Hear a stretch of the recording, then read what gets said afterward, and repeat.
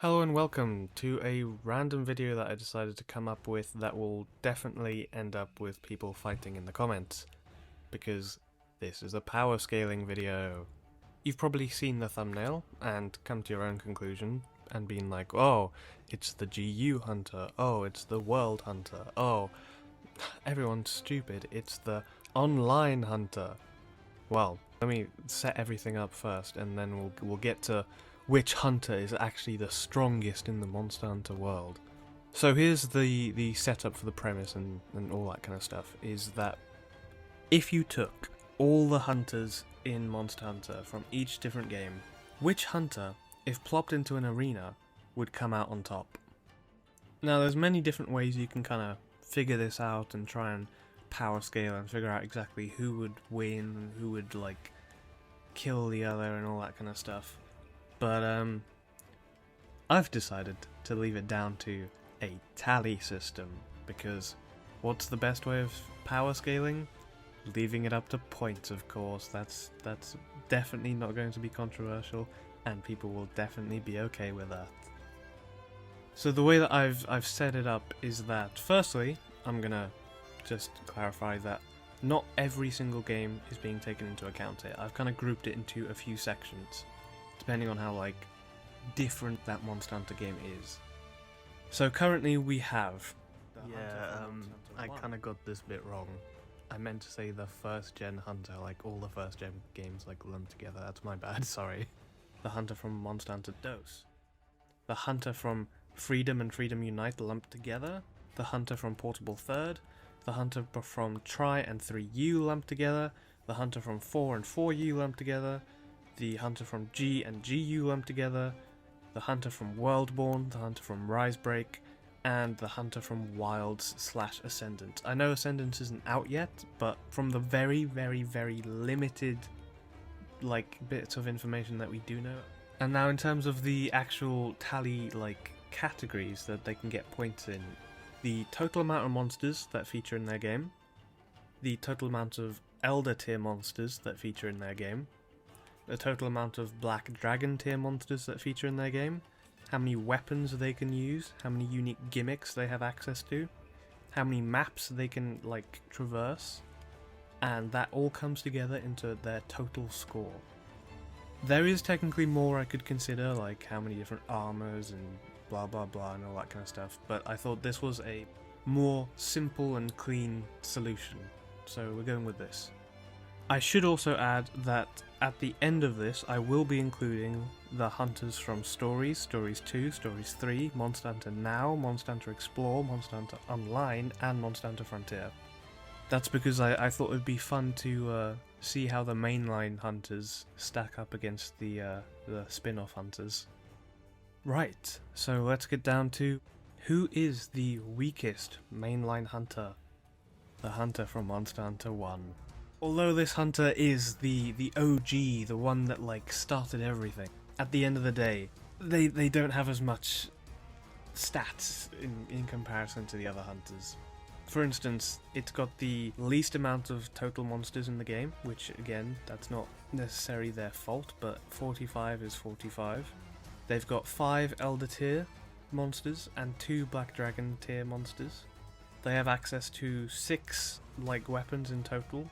They have 0 unique gimmicks and a total of 10 maps that they can traverse, which gives them the grand total of 68. Which is a fairly respectable score, but in comparison to some of the others we're going to see, it's, you know, not as much. After the Monster Hunter 1 hunter, granted this is slightly unfair because Ascendance hasn't come out yet, but it's the Wild Hunter. With 51 total monsters to hunt, 3 of which are Elder tier, 1 which is Black Dragon tier, and 14 weapons. I'm technically cheating a little bit because we don't really know how the boost bracer is going to work, but I'm counting it as a unique gimmick with focus mode and boost bracer adding 2 points, and a total of 9 maps to explore, giving it a total of 80. I can imagine that once Ascendance is actually out, we already know that Kushala and Lao Shanlong is going to be in there, which I guess you could argue brings them up by like 3 points-ish. But it would still be in this spot, so sorry about that. But I can imagine that once Ascendance is all fully done, all the title updates are out, I can imagine Wild Hunter will be somewhere around the Worldborn like Hunter in terms of ranks. Now what's the next Hunter in terms of this power scaling ranking? Well, that would be the Portable Third Hunter, with a grand total of 95. This is because even though there are more monsters in Portable Third, the actual total gimmicks and maps and elders and black dragons and yada yada yada isn't as much compared to the others, with a total of 60 monsters to hunt, 8 elder tiers, 2 black dragon tiers, 12 weapon totals, 0 unique gimmicks, and only 13 maps. I'm afraid they're going to be here. Now the next hunter is actually a tie between two, and that is the hunter from Monster Hunter DOS, as well as the hunter from Tri/3U. Both of these score a score of 113. Although their stats do differ, their total is the exact same. The Monster Hunter DOS hunter has 69 available monsters to hunt, 16 of those being Elder tier, 3 of them being Black Dragon tier, has access to 11 weapons, and is able to hunt in different seasons, which is its unique gimmick. The DOS hunter also has access to 13 maps. The Tri/3U hunter, on the other hand, has way more monsters it can fight at 73, 12 of which are Elder tier and 2 are Black Dragon tier.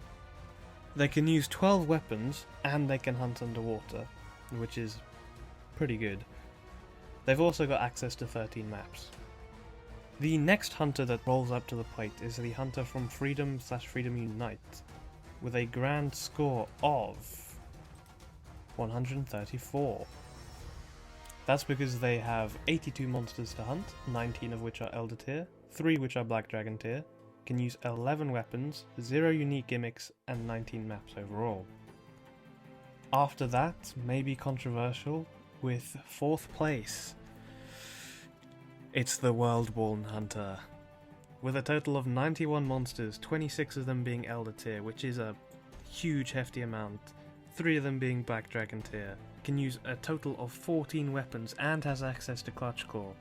They can explore 17 maps, and yet their score reaches 152. Granted, if you want to include crossovers, they can boost that score by a little bit to 155, but I don't really count crossover monsters, so you know. Next, 3rd place for the strongest hunter in the Monster Hunter universe is the hunter from 4/4U. With a lovely point score of 161, this hunter can fight 98 different monsters, 24 of which are Elder tier, 5 are Black Dragon tier, 14 weapons in total, 0 unique gimmicks, but has 20 maps, which is the highest amount we've had so far. In 2nd place, it is the Risebreak Hunter, at 167 points, a very respectable amount of points. With 107 monsters to hunt, 28 of them are Elder tier, the most in the entire group of Mainline, 3 of which are Black Dragon tier, 14 weapon types, and 2 unique gimmicks, with the wire bugs and the switch skills. They can explore 13 maps, but even though that's only the same amount as the Portable Third or DOS Hunter, they've managed to climb up this far. Finally, the strongest Mainline hunter is the hunter from GU, which I guess is to be expected. This hunter can hunt a whopping total of 129 monsters, 24 of which are Elder tier, 3 of which are Black Dragon tier, 14 weapon types, and 2 unique gimmicks in the styles and arts, and has the highest amount of maps in any of the entire series, which is 27, which gives them a grand total of 199 points. Now, with that all said and done, here is your ranking for the mainline Monster Hunter games. These are the hunters that are the strongest, these are the ones that are the weakest. Granted, I say weak, but even the Monster Hunter 1 hunter manages to kill Fatalis. So don't feel bad if your hunter well, your preferred hunter is ranking lower than you'd expect. But now, time to switch things up, because I'm going to be including those aforementioned spin-off hunters.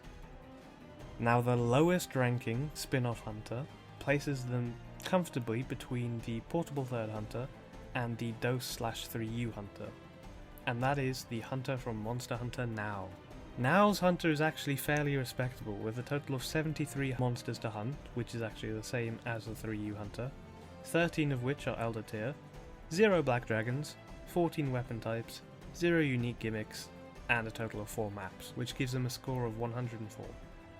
The next two hunters, again another tie, are the Stories 3 and Stories hunters. I was originally going to give them 2 extra points in their unique gimmicks with the riding and channeling, but after I actually went over this chart that I made before recording the video, I realised that if I didn't count the Sacred and the Palamute for Rise and Wilds, can I really include riding and channeling for the Stories hunters? If we're putting them all in an arena, the Rise and Wilds hunters aren't getting their mounts. It doesn't really make sense for the Stories hunters to pop up with, I don't know, Malzeno or something. They used to have 2 extra points on their final score, but not anymore. Anyway though, the Stories hunter can hunt 113 monsters, 12 of which are Elder tier, 2 are Black Dragon tier, and can use a total of 4 weapons. Can also have a total of 18 maps to explore, for a grand total of 149. This score is tied with the Stories 3 hunter, who can hunt 124 monsters, 14 of which are Elder tier, 1 of which is Black Dragon tier, 6 weapons, and 4 maps. Now we jump quite a bit to actually above the Worldborn hunter, and that is the hunter from Monster Hunter Explore. With a grand total of 154 points, their total monster count is 104, the Elder tier count is 18, 0 Black Dragons, but 14 weapons, and 18 total maps. And now we get to the last few spin-off hunters, with the third strongest spin-off hunter being the Stories 2 hunter, with 136 total monsters, 16 Elder tier, 2 Black Dragons, 6 weapons, 8 maps, for a total of 168. Taking third place in this new list is the Monster Hunter Online hunter, with a grand total of 193, one of the highest scores we have, with a count of 132 monsters, 22 being Elder tier, 3 being Black Dragon tier, 11 weapon types, and 25 maps to explore.